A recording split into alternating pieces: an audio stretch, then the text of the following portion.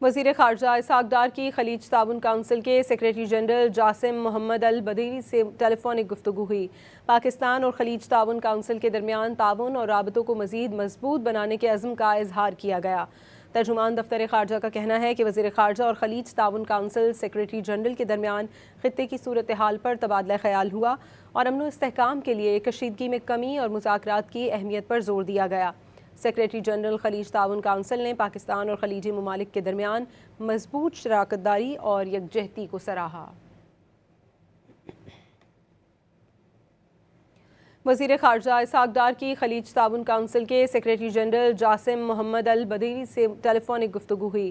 پاکستان اور خلیج تعاون کونسل کے درمیان تعاون اور رابطوں کو مزید مضبوط بنانے کے عزم کا اظہار کیا گیا۔ ترجمان دفتر خارجہ کا کہنا ہے کہ وزیر خارجہ اور خلیج تعاون کونسل سیکریٹری جنرل کے درمیان خطے کی صورتحال پر تبادلہ خیال ہوا اور امن و استحکام کے لیے کشیدگی میں کمی اور مذاکرات کی اہمیت پر زور دیا گیا۔ سیکریٹری جنرل خلیج تعاون کونسل نے پاکستان اور خلیجی ممالک کے درمیان مضبوط شراکت داری اور یکجہتی کو سراہا۔ وزیر خارجہ اسحاق ڈار کی خلیج تعاون کونسل کے سیکریٹری جنرل جاسم محمد البدیری سے ٹیلی فونک گفتگو ہوئی۔ پاکستان اور خلیج تعاون کونسل کے درمیان تعاون اور رابطوں کو مزید مضبوط بنانے کے عزم کا اظہار کیا گیا۔